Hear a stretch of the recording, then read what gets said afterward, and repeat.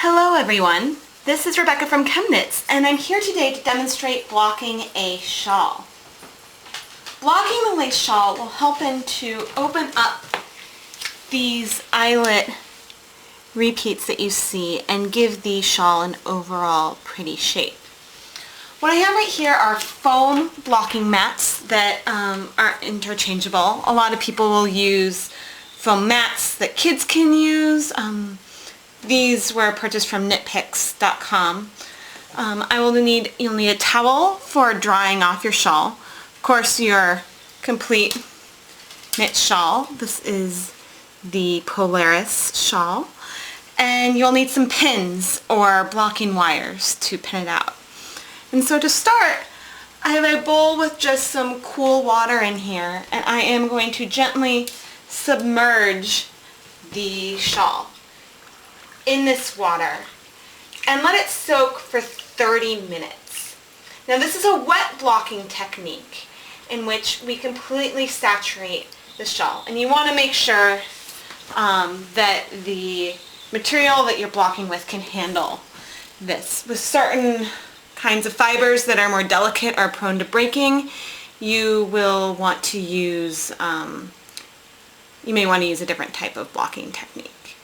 But so we're going to let this sit for 30 minutes and then I'll come back and show you how to pin out the shawl. So once the shawl has soaked for 30 minutes, oh look, some color is coming out.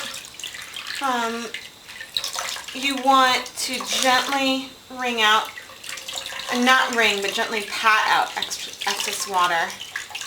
You don't want to twist to risk breaking any of the fibers.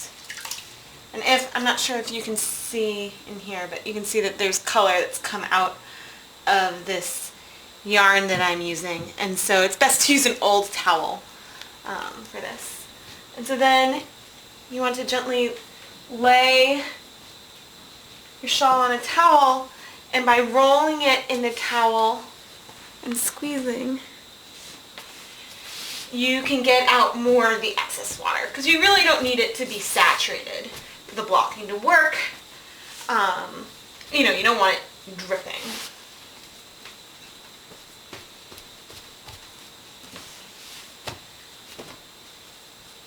So with that done, we're ready to start blocking the shawl. And this is a Crescent shawl, so some of the things are a little different than for other types of shawls. So to start, I start by laying out the shawl on the mat in the approximate position that it will take. And so since this is a Crescent shawl, it has a very sturdy bind-off edge, which means that we will need to pin the corners of this edge, but not at all along the edge.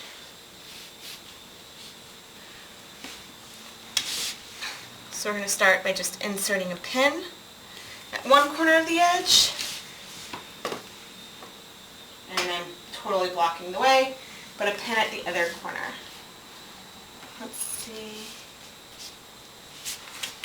Actually, I think I want to make this a bit wider.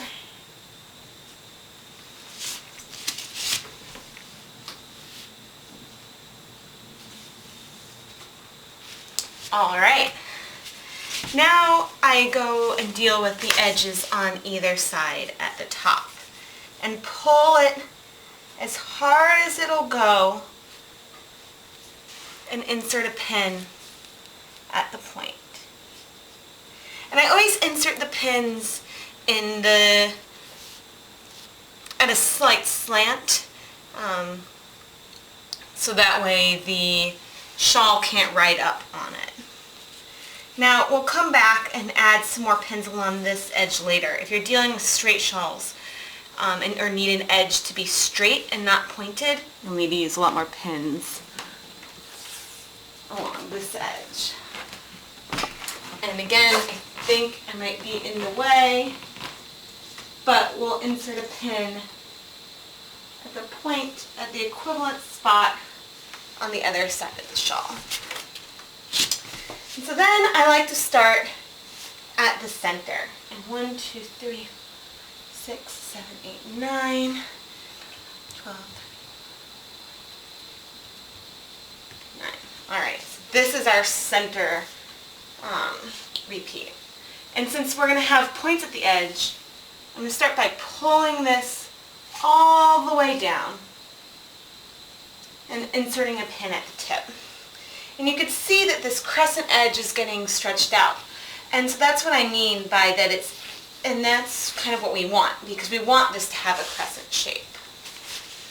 So I'm going to go and I'm going to find the edge of each of these rectangular diamonds, pull it out, and place a pin in at the edge.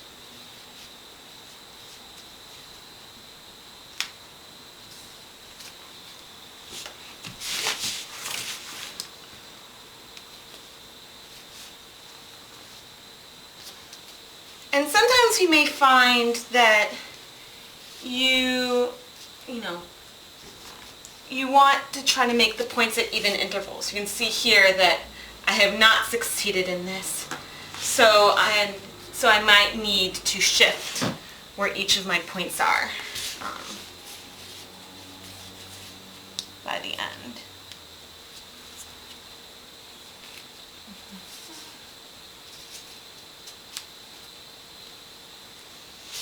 And let's see, I need another blocking mat, and this one is not getting used. So you kind of change things as you go.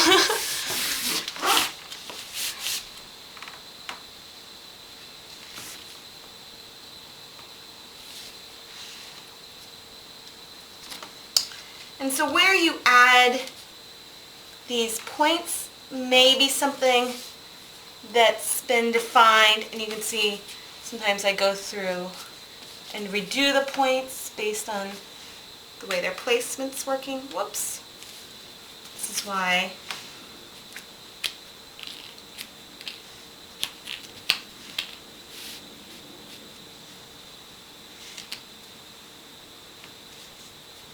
you need to be steady.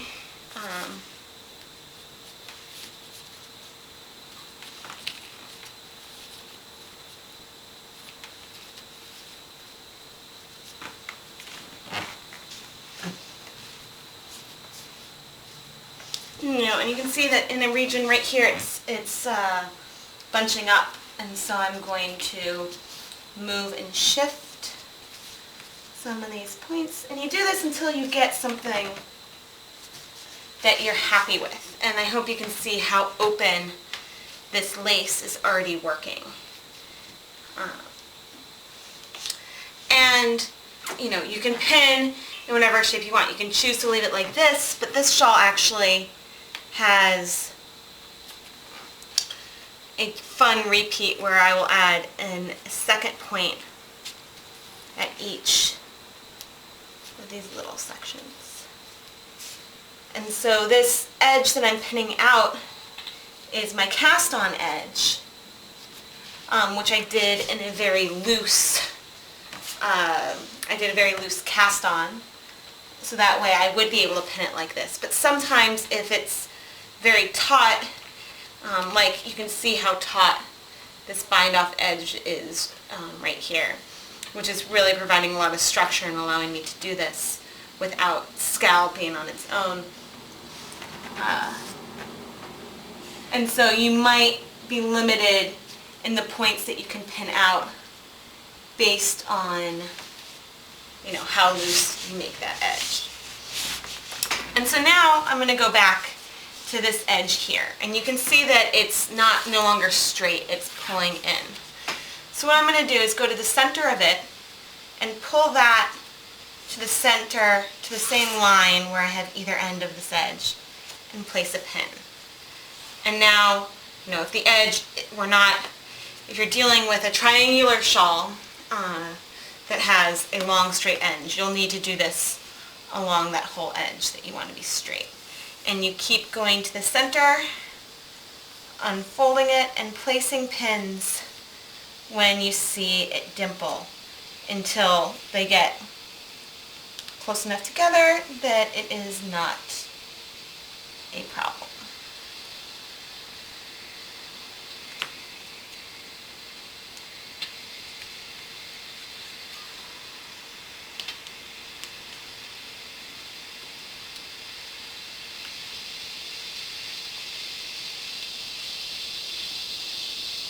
And so for this kind of edge, you'll need a lot more pins, whereas an edge that's really sturdy like this doesn't require any, which means that you get a really clean look for the top of your shawl. And so I will go ahead and do this to the other side, but first I think I'll give you a bit of a close-up of this because you may not have been able to see my pins very well. So this edge that I was just talking about has many pins along it to keep it somewhat straight. But around the rest of the shawl, I just have one pin entered at an angle holding up those points. So you see how open this lace is in comparison to this, which has yet to be blocked and opened up. So kind of come back so you can see what a difference the pinning makes. So I am going to pin out the other side off camera because you can't really see over there anyway, and then we'll let this dry overnight. The next step is the easiest part, removing the pins.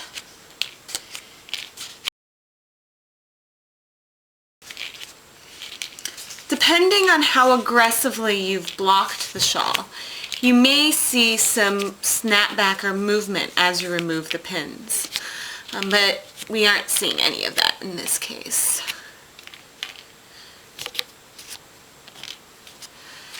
And you can see that as I move the shawl that it is holding its shape and all these points and everything is flat and that the lace has opened up really nicely.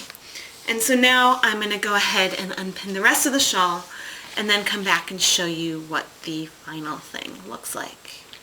I've removed all of the pins from the shawl and now I can show you how beautiful it is and how well it's holding its shape.